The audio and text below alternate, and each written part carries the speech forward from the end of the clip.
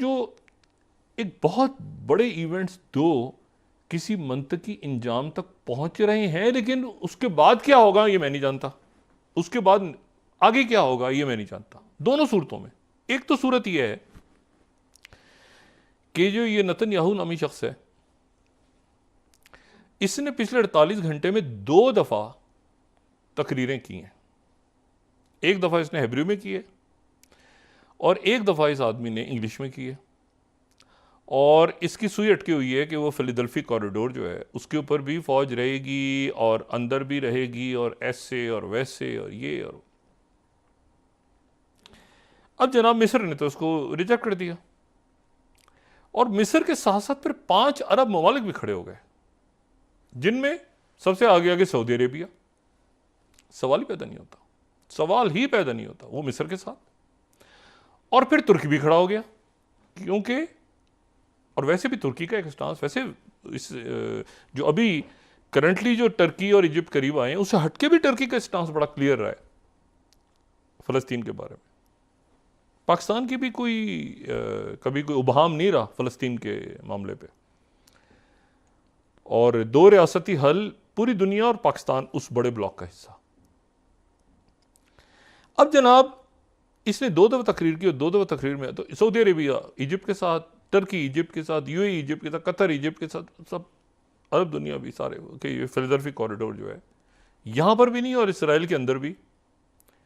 पहला जो मरहला है उस मरहले में 30 से 50 के करीब जो है, 30 गालिबन 30 की फिगर है, 30 जो हैं वो रिहा होंगे जो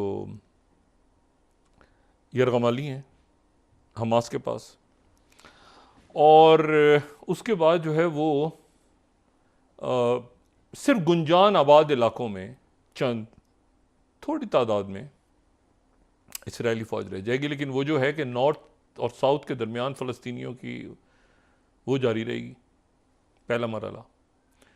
और साथ ही कितने कौन से लोग रिहा होंगे पहले मरहले पे उधर से, उस तरफ से 800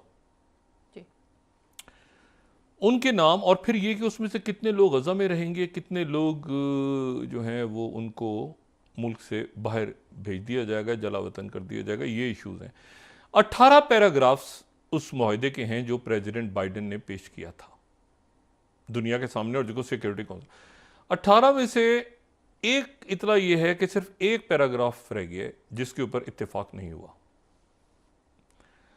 और बाकी सारे पैराग्राफ जो हैं उन पे इत्तेफाक हो गया है।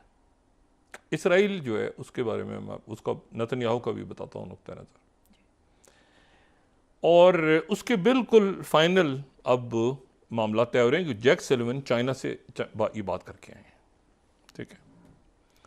और इंटरनेशनल लेवल पे जो बात होती है तो फिर नेतन्याहू तो ये कोई अच्छा। अब जो है वो जर्मन जो फॉरेन मिनिस्टर हैं, बड़ा ज़बरदस्त यूरोप का रोल रहा है, ईयू का रोल बहुत ज़बरदस्त, अफ्रीका, ईयू, पूरी दुनिया का रोल बहुत ज़बरदस्त रहा है। कई मैंने कहा ना, मतलब जो वेस्ट है उसने, उनके लोगों ने, अवाम ने गज़ा के साथ खड़े होने में कसर कोई नहीं छोड़ी, ठीक है। कैंपस, सड़कें, जो कुछ होता रहा है, डॉक्टर्स उनके NGOs उनके, क्या WHO, क्या यूनाइटेड नेशन, पूरी दुनिया खड़ी हुई है।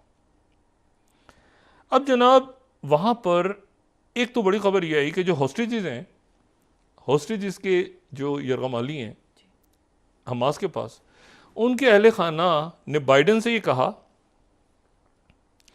कि आप नेतन्याहू को पे 3 हरूफ भेजें और इसराइल को भी एक तरफ फेंकें और आप हमास से बरह रास्त बात करें। इस पूरे मुआहदे में आपको हमास को लाने की, इसराइल को लाने की जरूरत ही नहीं, हमास से बरह रास्त बात करें और इजिप्ट से करें, कतर से करें, आप हैं, बाकी दुनिया खड़ी है, आपको इसराइल से बात करने की जरूरत क्या है। NBC कोट कर रहा हूं, 5th स्लाइड। आपको इसराइल से बात करने की जरूरत क्या है भाई? नेतन्याहू के चक्कर में आपने जो है वो आधी दुनिया, 5th स्लाइड NBC न्यूज, आपने जो है कत्लेआम जारी रखा हुआ है। अब इसराइल को साइड पे फेंकें। Hostages families, deal with Hamas that doesn't include Israel, deal करें उनके साथ, मामला हल करें। अच्छा, और उसके बाद जो है वो दूसरी जो खबर है वो अभी इसी को, वो अलग बात हुई है इसराइल का media. 9th, US reportedly considering direct hostage deal with Hamas. 9th slide, America सोच रहा है कि अब जरा साइड पे फेंक ही दें, इसराइल को फेंक ही दें, और बाकी सारे फरीक है तो उनके अंदर से सिक्योरिटी स्टैब्लिशमेंट भी तो साथ है भाई, मोसाद, आर्मी के लोग सारे वो स्टैब्लिशमेंट साथ है। ये नेतन्याहू का मसला है सर्वाइवल का, जो कल थॉमस फ्रीडमैन ने लिखा है। तो अमेरिका कंसिडर अब ये कर रहा है कि हमास से डायरेक्ट बात करें, सब राजी, तो इनको फेंके साइड पर उठा के नेतन्याहू को, और उनके लोग उनके खुद लैपे तो हुकूमत सारी उनके सिक्योरिटी स्टैब्लिशमेंट साथ है। और ये जो जर्मन फॉरेन मिनिस्टर हैं बियरबॉक, ये बड़ी ज़बरदस्त खातून है। ये सऊदी अरेबिया आज सऊदी वज़ीर ख़ारजा से मिली हैं, फिर ये इसराइल जाएंगी, जॉर्डन जाएंगी, और ये मगरबी किनारे का दौरा करेंगी। तो ये इनका 11वां दौरा है जब से गज़ा की जंग शुरू हुई है। 11th यानी यूरोप का इतना है कि सीज फायर पीस, यूरोप सारे दुनिया पूरी। अब जनाब सूरत हाल ये है कि नेतन्याहू माने या नेतन्याहू ना माने, दोनों सूरतों में ये उनकी तरफ से जो है ये राइटर्स फर्स्ट स्लाइड तेज हो गए हैं, अमेरिकन्स तेज फर्स्ट स्लाइड कि जल्द से जल्द वो एक सीज फायर प्रपोजल पेश कर दें, और उसमें वो ये भी सोच रहे हैं बकौल इजरायली मीडिया के कि हाँ, इसराइल से बात करने की जरूरत ही नहीं है, इसराइल से बात करने की जरूरत ही नहीं है, उनकी फौज से बात होगी, फौज हट जाएगी पीछे, या जो भी होगा फौज डायरेक्ट बात करेगा, बाइडेन इंतजामिया डायरेक्ट बात करेगी। और उसमें जो है वो, बल्कि उनकी तरफ से ये जो 2 तकरीरें हुई हैं आज उनके मीडिया की तरफ से, ये CNN, ये ब्रेकिंग है CNN की second slide, US officials lay out new details on Gaza ceasefire talks, says के Netanyahu comments on Philadelphi corridor not constructive, ठीक है। और वॉशिंगटन पोस्ट ये कह रहा है 3rd के Netanyahu conflicting message confuse cease fire talks जो हैं अपनी हतमी शक्ल लेने जा रही हैं। अच्छा, एक तो फिलाडेल्फी कॉरिडोर है, उसको बताता हूं भी क्या हुआ है, लेकिन 90% मुआहदा हो गया है। अच्छा, 1 पैराग्राफ है या 3 पैराग्राफ है, मेरी एक खबर ये, एक तो देखें, एक तो फिलाडेल्फी कॉरिडोर, उसको तो आप छोड़ दें, उसको मैं बताता हूँ भी क्या हुआ है। ये जो गज़ा और मिस्र के दरमियान जो गांव था, वैसे गज़ा तो पूरा ही गांव था, लेकिन रफ़ा का जो इलाका है जो तकसीम हो गया था बीच में, बड़ी बदकिस्मती है, बहुत एक उस खत्ते की एक बड़ी ट्रेजेडी है और जो बढ़ती जा रही है। लेकिन जो है वो इम्पॉर्टेंट बात यह है कि 90% जो है गज़ा की डील मुकम्मल है।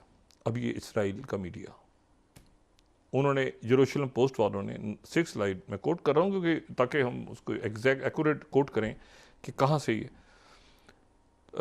90% यूएस ऑफिशियल्स ने कहा है जेरूशलम पोस्ट से कि डील डन है, और होस्टेजेस प्रिजनर्स जो हैं वो एक स्टिकिंग पॉइंट है कि कौन कहाँ पे रहेगा, किधर रहेगा, ठीक है ना। और ये देखें इसके नीचे क्या लिखा है, अमेरिकन फैमिलीज ने अर्ज किया प्रेसिडेंट बाइडेन को कि डायरेक्ट डील करो हमास से एक्सक्लूडिंग इसराइल।